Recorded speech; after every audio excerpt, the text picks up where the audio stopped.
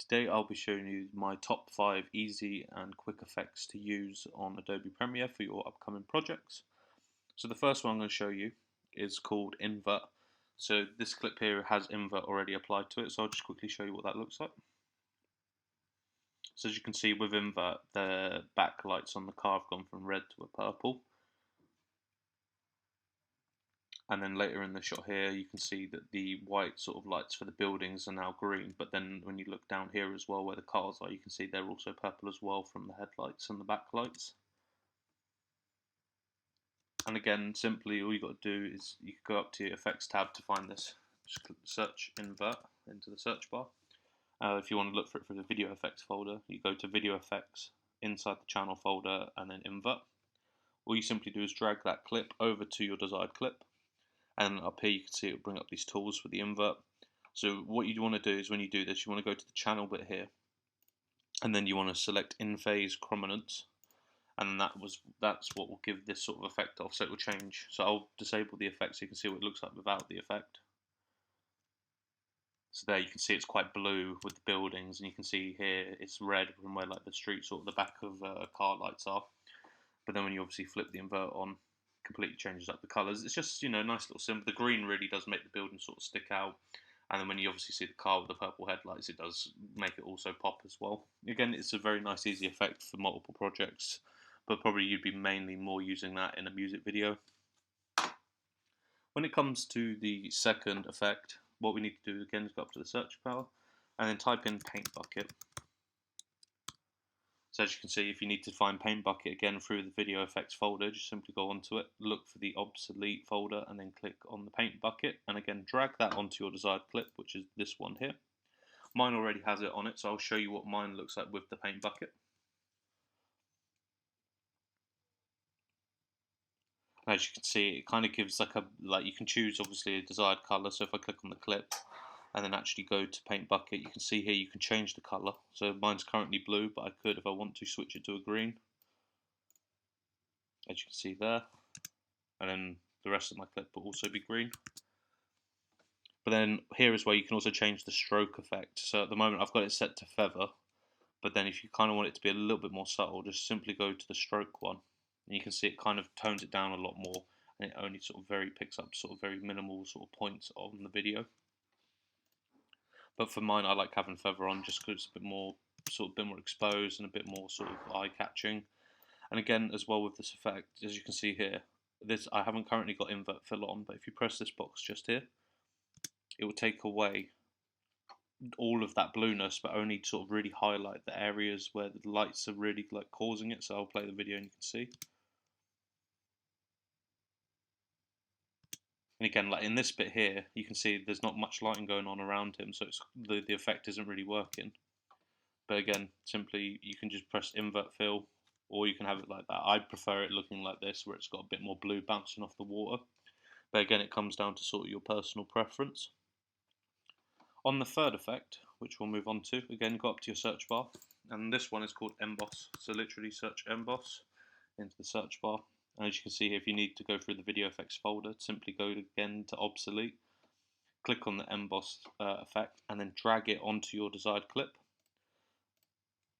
And then it will bring up these sort of tools here. There's not much you can really do with Emboss. The only I'll show you what sort of purpose of it is here. So if I pause the video just here, you can see around the artist's sort of body and in the car itself, you can kind of see it's got a very grey, like sort of subtle overcolour.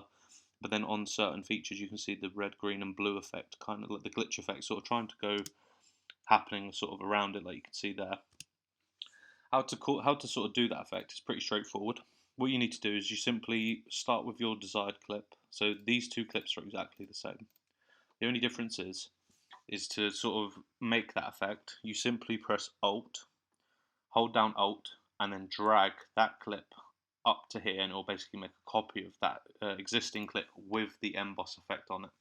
What you then want to do is you want to go down to the bottom clip where you put your first emboss effect, delete the emboss effect on the bottom clip, but keep the one on the top, and then you can see it will have that effect on it. Whereas if I disable the effect, you can now see I've taken the emboss away, and you can see all the colours and lights are back in again.